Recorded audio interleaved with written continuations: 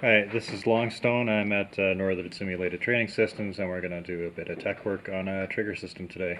So we're looking at a Wii SCAR L trigger specifically, but any of this applies to all of the AR-based trigger systems, so the M4, M16, 416, and both of the SCARs.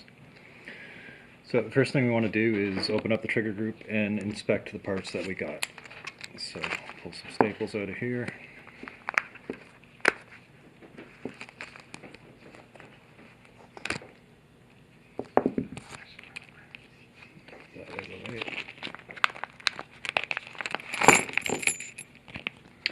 Get that out of the way. Okay, so the first thing we want to do is look at the knocker release.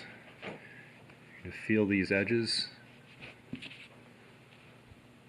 okay, particularly along, let me focus on the camera here, these edges along the inside and anything where it interfaces with the trough in the trigger selector box. The other thing to pay attention to is also this area that interacts with the actual valve knocker and hits the lock there. So the next thing we want to do is inspect the valve knocker and the firing pin. You want to feel this and just make sure it does not feel gritty and there's no friction or wear on it. What I've noticed sometimes with these, let's take the pin out here.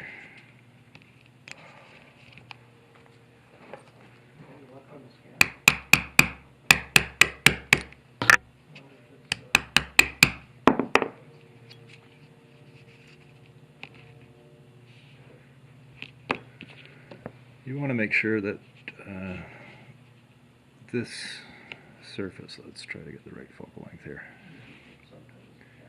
This surface along here is very polished. If there's any tool marks or sharp edges in here, this will interact with the spring and give it kind of a gritty feel. So as long as that's polished and your spring is feeling smooth, you should be ready to go. So reassemble this.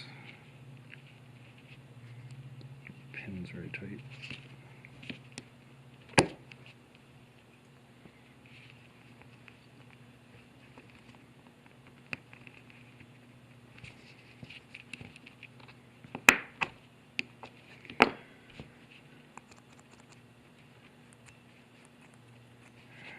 And the other thing to look at is right back here. If these edges are a little long and they can scrape along the inside, you can just polish them off with some fine sandpaper, you're good to go.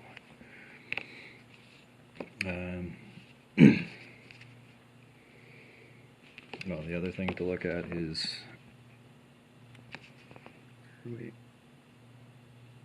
inside of the channel here.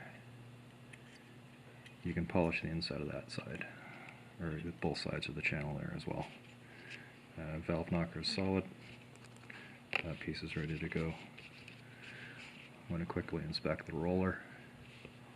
Make sure the swaging is in good shape here, hasn't crushed the metal. And by and large, these pieces all look like they're in good shape.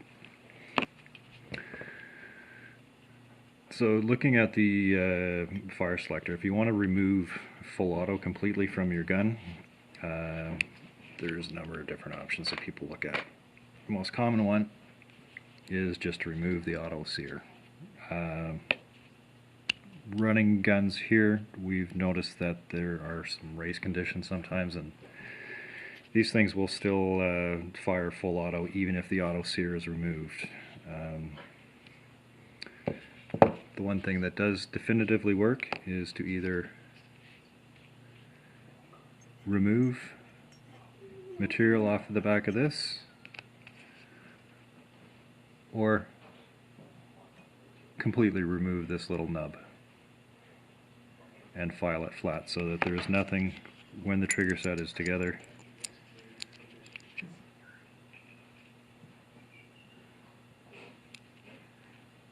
Trying to film, shut the fuck up on set. Just thinking what else we can do. Don't do it out loud.